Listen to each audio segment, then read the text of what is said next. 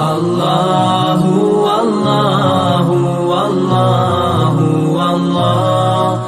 عزیز دوستو، بزرگوں اور بھائیوں، کچھ چیزیں ایسی ہیں جن کا قرآن مجید نے بارہا تذکرہ فرمایا۔ قرآن پاک کسی چیز کا ایک بات بھی ذکر کر دے تو وہ چیز ہمارے لیے دستور حیات اور منشور زندگی بن جاتی ہے، لیکن اگر اللہ تبارک و تعالیٰ کسی چیز کا بار بار تذکرہ فرمائے تو معنی یہ ہے کہ اس کی ہمیں بہت ہی زیادہ ضرورت ہے۔ ان چیزوں میں سے ایک چیز صبر ہے۔ قرآن پاک نے 100 سے زیادہ مرتبہ صبر کا تذکرہ فرمایا۔ اتنی بڑی بات کو سمجھیے گا کہ 100 سے زیادہ مرتبہ قرآن پاک نے تذکرہ کیا ہے صبر کا، اور مختلف انداز میں۔ کہیں فرمایا کہ وبشر الصابرین، اے محبوب صبر کرنے والوں کو خوشخبری سنا دیجیے۔ کہیں فرمایا ان اللہ مع الصابرین، بے شک اللہ صبر کرنے والوں کے ساتھ۔ تو مختلف انداز میں، مختلف طریقوں سے اللہ تعالیٰ نے صبر کا تذکرہ فرمایا۔ سوسائٹی کے اندر، معاشرے کے اندر اور مسلمانوں کے اخلاقی رویوں کے اندر اگر صبر کو داخل کر لیا جائے تو ہم محسوس کریں گے کہ ہماری زندگی نہ صرف یہ کہ آسان ہو گئی ہے بلکہ محبتوں والی ہو گئی ہے، چاہتوں والی ہو گئی ہے۔ ہمارے رشتے ایک دوسرے سے ٹوٹ نہیں رہے بلکہ بننا شروع ہو گئے۔ تھوڑا سا صبر بہت ساری چیزوں کو ٹوٹنے سے بچا لیتا ہے۔ قرآن مجید کی جو آیہ کریمہ میں نے تلاوت کی، یہ سورہ آل عمران کی آخری آیت ہے۔ اللہ تعالیٰ نے فرمایا یا ایھا الذین آمنوا اصبروا وصابروا، اے ایمان والو صبر کرو، صابر بنو۔ اے ایمان والو صبر کرو اور صابر بنو۔ کیا مطلب؟ پہلے صبر کا مطلب یہ ہے کہ اگر تمہیں کوئی ذاتی تکلیف پہنچے تو اس پر صبر کرو۔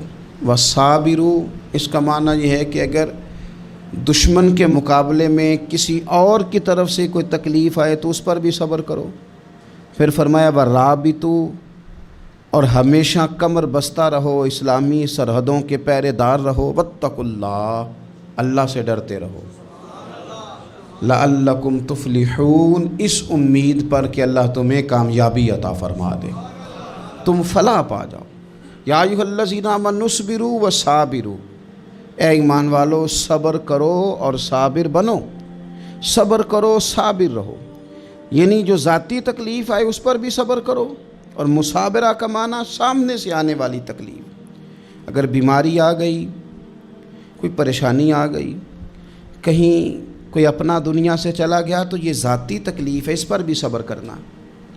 اور اگر اپنوں نے، بیگانوں نے کوئی تکلیف پہنچا دی، کوئی اذیت دے دی، وہ اذیت کئی صورتوں میں ہو سکتی ہے۔ تانا بھی ایک اذیت ہے، طنز بھی ایک اذیت ہے،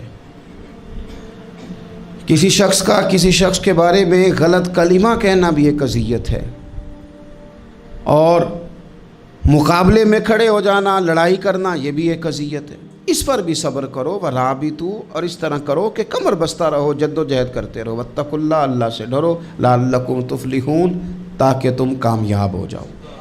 صبر جب آپ کرتے ہیں نا، اور صبر کا ارادہ کرتے ہیں تو اللہ تعالیٰ صبر کی توفیق بھی عطا فرماتا ہے۔ ہم نے یہ دیکھا ہے کہ ہمارے پاس نعمتوں کی کمی نہیں، ہمارے فریزر خوراک سے بھرے ہوئے ہیں، ہمارے دسترخوانوں پہ انواع و اقسام کی چیزیں چنی ہوئی ہیں، ہماری الماریوں میں کئی ہمارے لباس تیار شدہ لٹکے ہوئے ہیں، ہماری جیبوں میں ہماری ضرورت کا سرمایہ اللہ نے ہمیں دے دیا ہے۔ لیکن اس کے باوجود جو لوگ ایک دوسرے سے پیار نہیں کر پا رہے، جو ایک دوسرے کے قریب نہیں جا پا رہے، تو اس کی وجہ یہ ہے کہ صبر نہیں رہا، حوصلہ نہیں رہا، کسی چیز کو برداشت کرنا ہمارے مزاج کا حصہ ہی نہیں رہا۔ اور پھر چونکہ امت مسلمہ نے انقلاب برپا کرنا تھا، دنیا کو پیغام حق دینا تھا، اگر ان کے اندر حوصلہ ہی نہیں ہوگا، اگر انہیں صبر ہی نہیں کرنا آئے گا، استقامت ہی نہیں ہوگی، کہیں رکنا ہی نہیں آئے گا، تو یہ میدانوں کو سر کیسے کریں گے؟ کامیابیاں کیسے ان کا مقدر بنے گی؟ رمضان المبارک میں بھی ماحول یہ ہو کہ افطاری سے 1 گھنٹہ پہلے نظر پوری ٹک جائے گھڑی پہ، اور تھوڑا سا بھی صبر مشکل ہو.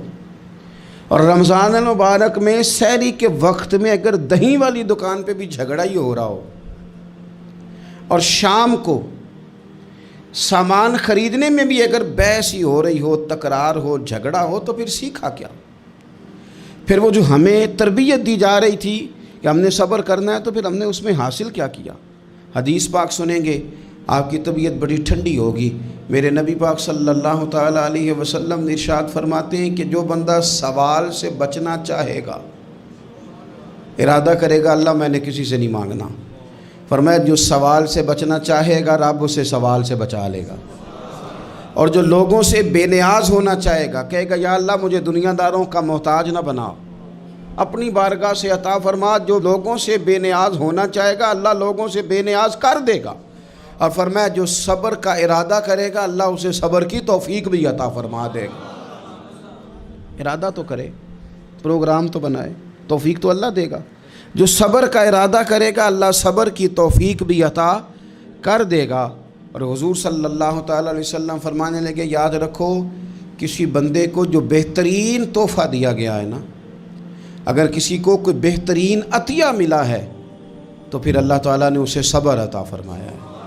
یہ بہترین تحفہ ہے، اس سے زندگی سنور جاتی ہے، اس سے انسان باوقار اور مطمئن ہو جاتا ہے، اس سے اس کے شب و روز آسانی سے بیتتے ہیں، وہ دنیا کی پک ڈنڈیوں سے آسانی سے گزر کے اللہ کی بارگاہ عالی مرتبت میں سرخرو ہو کر حاضر ہو جاتا ہے. لیکن اگر بے حوصلہ ہو، صبر نہ ہو، پھر نقصان روز بروز بڑھتا ہے. اور پھر میرے رسول پاک صلی اللہ تعالیٰ علیہ وسلم ارشاد فرماتے ہیں کہ اصل بات یہ ہے کہ اللہ تعالیٰ نہ کسی بندے کا درجہ بلند کرنے کا ارادہ فرماتا ہے، لیکن اس کے اعمال اس طرح کے نہیں ہوتے کہ اس کا درجہ بلند کیا جائے. اب رب کیا کرتا ہے، اللہ تعالیٰ اس کو مال کی، جان کی، اولاد کی کسی مشکل میں ڈال دیتا ہے. اس مصیبت پر وہ بندہ صبر کرتا ہے تو اللہ تعالیٰ اس کا درجہ بلند فرما دیتا ہے. اعمال اس قابل نہیں تھے کہ درجات بلند ہوں، وہ اعمال کی بنیاد پر نہیں کر سکتا تھا تو اللہ نے کسی مشکل میں ڈال کے نہ اپنے فضل سے درجہ بلند کر دیا. اب جو راہ طریقت کا مسافر تھا، جو سلوک کی منازل طے کر رہا تھا، جو اللہ رسول کے قریب جانے چاہ رہا تھا، اس کے لیے کتنی آسانی ہو گئی کہ مجاہدہ تو زیادہ نہ کر سکا، کثرت سے نفلی صوم و صلات کا بندوبست تو نہ کر سکا، تھوڑا سا صبر کیا، رب نے اپنا اور اپنے محبوب کا قرب عطا فرما دیا. تو یہ تو آپ صبر کرنے کے لیے جب نکلے ہیں تو آپ نے تو رب رسول کو پا لیا. یہ صبر تو وہ والا سفر ہے جس کی جو منزل ہے وہ اللہ رسول کا قرب ہے. ہم لوگ تھوڑی تھوڑی باتوں میں حوصلہ ہار جاتے ہیں، صبر چھوڑ جاتے ہیں، پریشانی بڑھ جاتی ہے. پتہ نہیں ایسے محسوس ہوتا ہے کہ جیسے یہی بندہ دنیا کا سب سے دکھی بندہ ہے. تو ایک تو یہ کہ ذاتی حیثیت سے صبر کرے، ایک یہ کہ پھر دشمن کا جب مقابلہ ہو، آمن نصبرو و صابرو، آپ کا جب مقابلہ سامنے کسی کے ساتھ ہو تو پھر تیر، تلواریں، اسلحہ، بندوقیں یہ نہیں زیادہ لڑتی.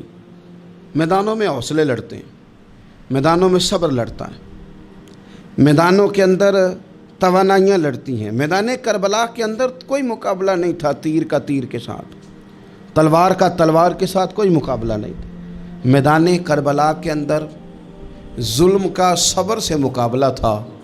فتح کے ڈنکے یزید نے بجائے تھے، جشن ابن زیاد نے منایا تھا، لیکن قیامت تک اللہ نے جو فتح عطا فرمائی ہے تو وہ حسین ابن علی کے صبر کو عطا فرمائی. وہ سیدنا امام علی مقام کے صبر کو ملی. عزیز بھائی، صبر ہی ہمیشہ فاتح ہوتا ہے، صبر ہی جیتا کرتا ہے، صبر ہی کامیابیاں دیتا ہے. نتیجے صبر کے نکلتے ہیں، صبر کے حوصلے کے نتیجے ہوتے ہیں. ہماری جلد بازی ہمیں شکست خوردہ کر دے گی، ہمارا حوصلہ نہ ہونا ہمیں ہرا دے گا. ہم کمزور پڑ جائیں گے اگر ہم بے حوصلہ ہو جائیں گے. سنو، میرے نبی پاک علیہ السلام نے تربیت کی. حضور اپنی امت کو درس دیتے ہیں. حضور فرماتے ہیں پہلے تو کوشش نہ کرو کہ تمہاری دشمن سے لڑائی ہو، اس چکر میں ہی نہ پڑو کہ لڑائی ہو۔ مسلمان امن والے ہیں، یہ پرامن لوگ ہیں، یہ امن پسند ہیں، یہ داعیے امن ہیں، یہ معاشرے میں مومن ہونا امن کی علامت ہے۔ فرمایا پہلے تو یہ پروگرام ہی نہ بناؤ کہ تمہاری لڑائی ہو، اور فرمایا پھر اگر ہو جائے نا تو پھر صبر کے ساتھ مقابلہ کرو، پھر ڈٹ کے مقابلہ کرو، اور پھر یاد رکھو کہ یہ جو جنت ہے یہ تلواروں کے سائے میں ہے۔ جنت تلواروں کے سائے میں تمہیں ملے گی، پھر ڈٹنا سیکھو۔ پہلے تو بات یہ کہ تم یہ ارادہ ہی نہ کرو لڑائی، اور اگر کبھی ہو جائے وہ لوگوں کو بتاؤ کہ ہیں ہم پرامن لوگ، پر دین کے لیے کھڑا ہونا ہو تو پھر ہم سے زیادہ کسی کو کھڑا بھی نہیں ہونا آتا، پھر ہم سے زیادہ کسی کے پاس طاقت بھی نہیں۔ حضرت مولا علی شیر خدا رضی اللہ تعالیٰ عنہ کے زمانے میں کفر کے ساتھ ایک جنگ ہو رہی تھی، تو کافروں نے نا جاسوس بھیجے کہ یار پتہ تو کرو مسلمانوں کی تیاری کس طرح کی ہے۔ تو جاسوس واپس جا کے کہنے لگا سمجھ کوئی نہیں آئی ان کی، وہ تو راہب قسم کے لوگ ہیں، صوفی قسم کے لوگ ہیں، وہ تو کٹے ہوئے ہیں دنیا سے، مسلوں پہ بیٹھ جاتے ہیں، رات کو تو لگتا ہے دنیا سے تعلق ہی کوئی نہیں، لیکن سویرے اٹھ کے میدان میں تلوار لے کے نکلتے ہیں تو لگتا ہے ان سے بڑا مجاہد ہی کوئی نہیں۔ یہ عجیب لوگ ہیں کہ رات کو مسلح پہ بیٹھے ہیں تو لگتا ہے کٹ گئے دنیا، یہ صوفی لوگ ہیں، درویش ہیں۔ یہی مسلمان کی شان ہے، ہو ہلکا یاراں تو برے شم کی طرح نرم، رزم حق و باطل ہو تو فولاد ہے مومن، ادھر آ ستمگر ہنر آزمائیں تو تیر آزما، ہم جگر آزمائیں، ہم تجھے اپنا حوصلہ بتاتے ہیں کتنا، دیکھ ہمارے حوصلے سے ٹکرا کے دیکھ یہ کتنا طاقتور اور مضبوط ہے۔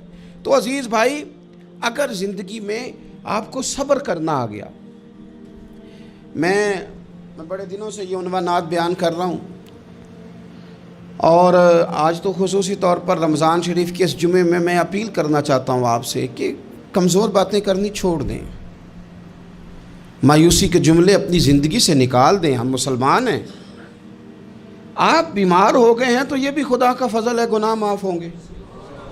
اگر اللہ تعالیٰ نے فقیر بنا دیا، غریبی آ گئی ہے تو یہ بھی فضل ہے، امیروں سے پہلے جنت میں جائیں گے۔ اگر اللہ تبارک و تعالیٰ نے کسی جگہ آپ کو مکان نہیں دیا اور دوسرے کو دے دیا ہے تو آپ وہ لوگ ہیں جو عظیم سنت ادا کر رہے ہیں سیدنا بلال حبشی کی۔ اگر کسی جگہ کوئی کمزوری آ گئی ہے، کوئی پیچھے رہ گئے ہیں تو یہ خدا کا فضل ہے۔ اللہ تعالیٰ نے چاہا ہمارے لیے جو فیصلہ تو ہم اس پہ راضی ہیں، لیکن اپنی زندگی میں اور شکوے اتنے بڑھا لیے ہم نے، اتنے بڑھا لیے کہ لوگوں سے شکوے کرتے کرتے رب رسول سے بھی شروع کر دیے۔ غلام بھی کبھی شکوہ کرتا ہے، آقا کا بھی شکوہ ہوتا ہے، بندہ بھی کبھی شکوہ کرتا ہے، رب کا بھی شکوہ ہوتا ہے، یہ بھی کبھی ہوتا ہے۔